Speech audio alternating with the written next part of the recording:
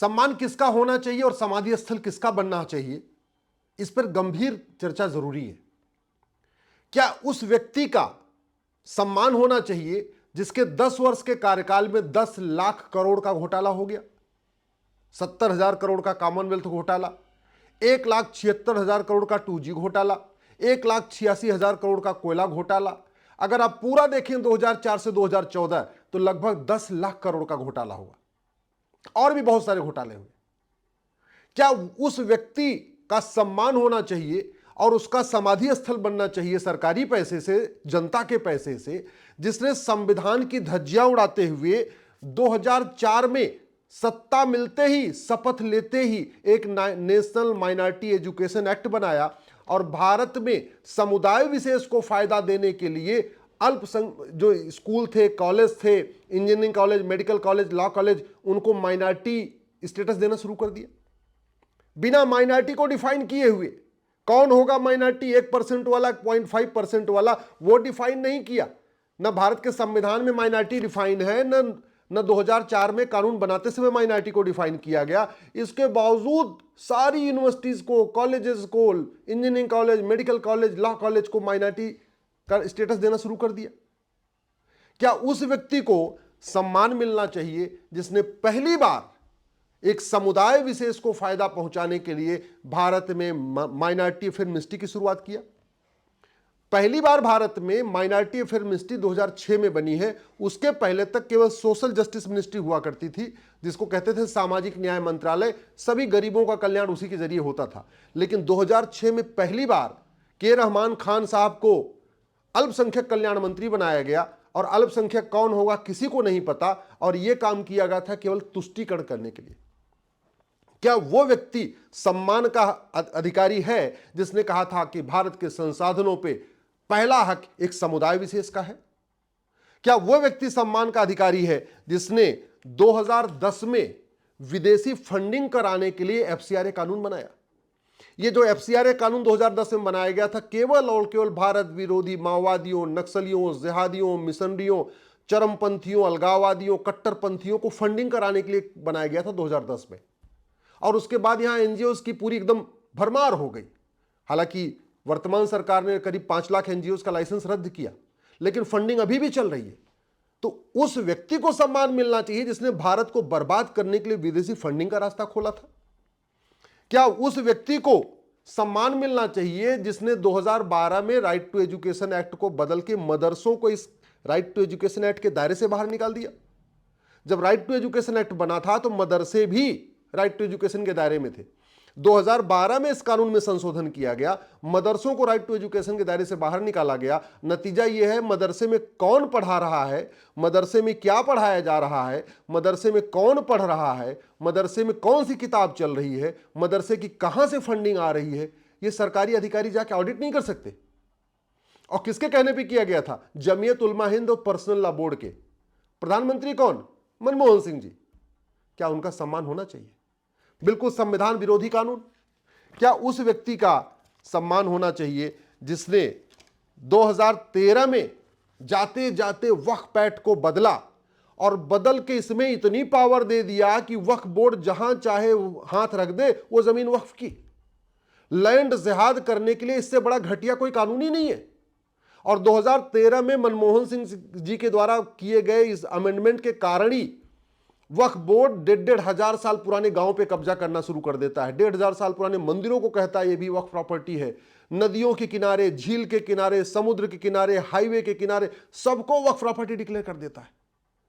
इस समय पूरे देश में जो पूरी तरीके से लैंड जिहाद चला है उसका बड़ा कारण है 1995 में जो नरसिम्हा राव साहब ने अमेंडमेंट किया। उसके बाद सबसे बड़ा जो तेजी के साथ लैंड जिहाद शुरू हुआ 2013 में, जब नरसिम्हा राव, ये मनमोहन सिंह जी ने इस कानून में बदलाव किया था।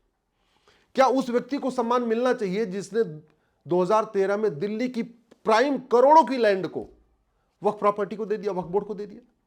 क्या उस व्यक्ति को सम्मान मिलना चाहिए जिसने यासीन मलिक का स्वागत किया, कश्मीर के अलगाववादियों का स्वागत किया, कभी इस बात की चिंता नहीं किया कि 1990 में जिन लोगों का नरसंहार हुआ उनको न्याय कब मिलेगा, उसकी चिंता नहीं किया, यासीन मलिक से हाथ मिलाते रहे?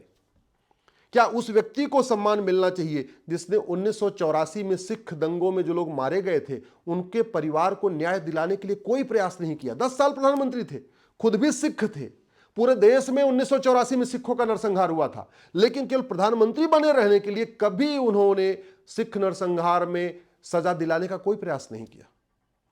कभी भी मनमोहन सिंह जी ने 10 साल के प्रधानमंत्री रहते हुए धर्मांतरण रोकने के लिए कोई प्रयास नहीं किया। उल्टा उनके द्वारा जो ऐसी योजनाएं थी जिससे धर्मांतरण बढ़ रहा था।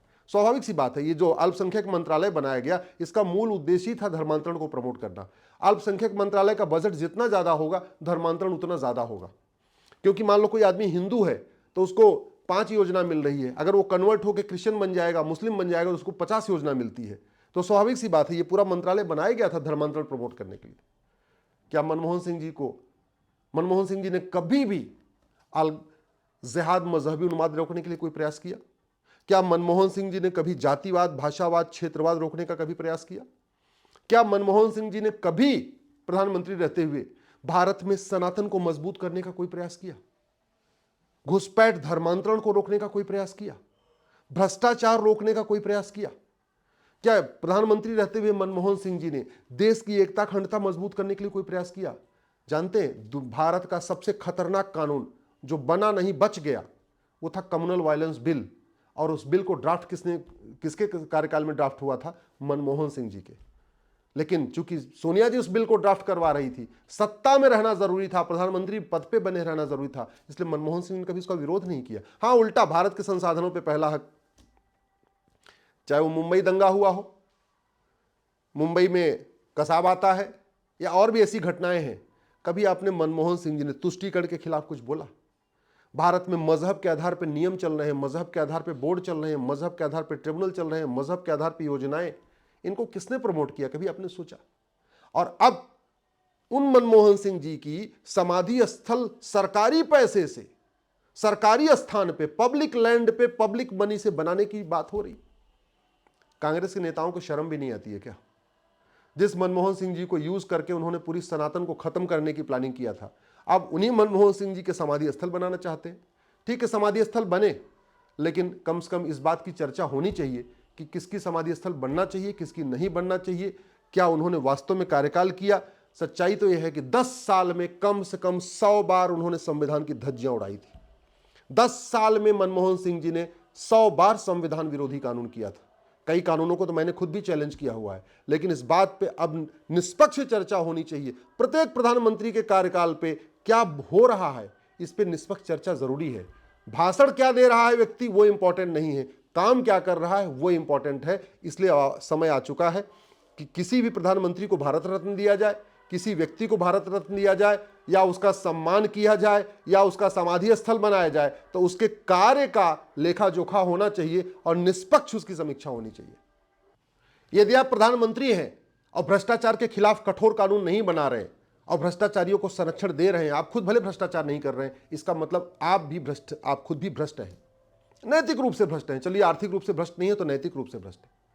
यदि आप प्रधानमंत्री हैं, आपके पास शक्ति है, आप अपराध रोक सकते हैं, धर्मांतरण रोक सकते हैं, घुसपैठ रोक सकते हैं, लेकिन आप चुपचाप बैठे हुए हैं, शांत होकर देख रहे हैं, इसका मतलब आप घुसपैठियों के समर्थक हैं, मिशनरियों के समर्थक हैं, जिहादियों के समर्थक हैं। यदि आप प्रधानमंत्री हैं और आप कानून को नहीं बदल रहे भारत को सुरक्षित करने के लिए, इसका मतलब आप चाहते हैं कि भारत असुरक्षित हो जाए।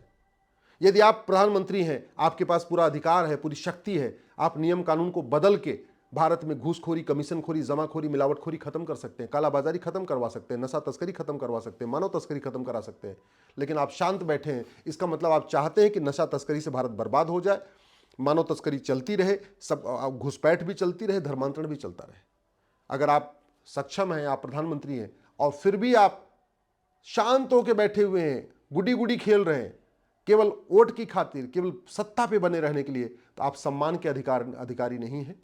आपका समाधि स्थल नहीं बनना चाहिए, सार्वजनिक स्थान पे तो बिल्कुल नहीं बनना चाहिए, सार्वजनिक पैसे से बिल्कुल नहीं बनना चाहिए। मेरा मानना है सम्मान उसी व्यक्ति का होना चाहिए जिसने पूरे जीवन भर सम्मान योग्य काम किया हो।